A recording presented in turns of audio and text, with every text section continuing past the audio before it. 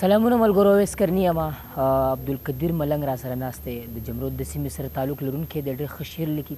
د هغوی سره مرکه ده، د هغوی نه موږ تپوسونه کوو د شعر په حوالې سره.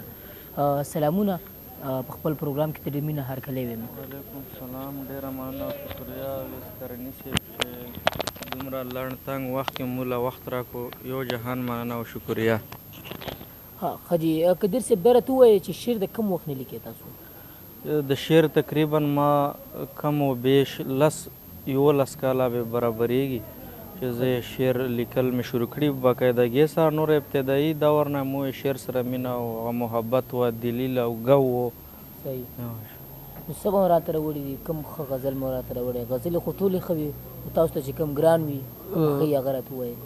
نو د یو غزل به ته وایم چې ثواب سره راځم که د وبال سره راځم، ثواب سره راځم که د وبال سره راځم، د ستا حضور ته هر وخت د سوال سره راځم. او دا ته راته په نوي نوي حال کې محسوسیږي، دا ته راته په نوي نوي حال کې محسوسیږي، دا ته راته په نوي نوي حال کې محسوسیږي، که زه درته هر ځل د نوي حال سره راځم. او بل شعر دی چې بیان به درته زه کوم څه د خپل احوال، بیان به درته زه کوم څه د خپل احوال، خبر یې ته په ما چې د کوم خیال سره راځم. او مننه جي. او بل شعر دی چې د هیچ چا سره نه کوم سیالي د خپل کمال، د هیچ چا سره نه کوم سیالي د خپل کمال، واپس له هره ځایه د کمال سره راځم.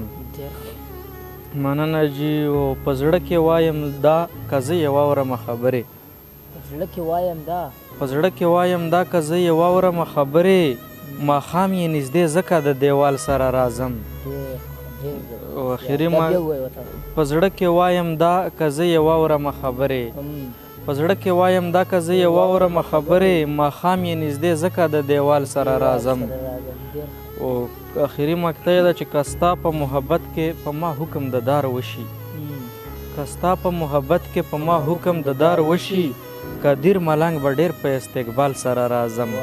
چې د وصال په ټوله شپه کې نه و، چې د وصال په ټوله شپه کې نه و، هغسې خوند په شوګیره کې نه و، چې د وصال په ټوله شپه کې نه و، هغسې خوند په شوګیره کې نه و. او زه چې د چا په تماشا کې ومه، هغه د چا په تماشا کې نه و. او زه به د ستا دپاره تلم حجرې ته، زه به د ستا دپاره تلم حجرې ته، او چې نوې خوند یې په حجره کې نه و. او څومره چې زه ورباندې تېر وتمه، څومره چې زه ورباندې تېر وتمه، دومره قوت دی په واده کې نه و. څومره چې زه ورباندې تېر وتمه، دومره قوت دی په واده کې نه و. او چې کوم سرور د ستا په سترګو کې و، چې کوم سرور د ستا په سترګو کې و، داسې سرور بیا په نشه کې نه و. او بل شعر دی چې زما په فریاد نرم نه شو، چې زما په فریاد نرم نه شو، کاڼی و زړه دې په سینه کې نه و، چې زما په فریاد نرم نه شو، کاڼی و زړه دې په سینه کې نه و. او بل شعر دی چې نن مې ته هم پکې ونه لیدلې، نن مې ته هم پکې ونه لیدلې، او نن خو رقیب هم په کوڅه کې نه و، نن مې ته هم پکې ونه لیدلې، نن خو رقیب هم په کوڅه کې نه و. او قدیر ملنګ چې بیان نه کړو هلته، قدیر ملنګ چې بیان نه کړو هلته، راز و د نورو نه په دوه کې نه و. قدیر ملنګ چې بیان نه کړو هلته، راز و د نورو نه په دوه کې نه و. اخر کې به څه پیغام ورکول غواړې؟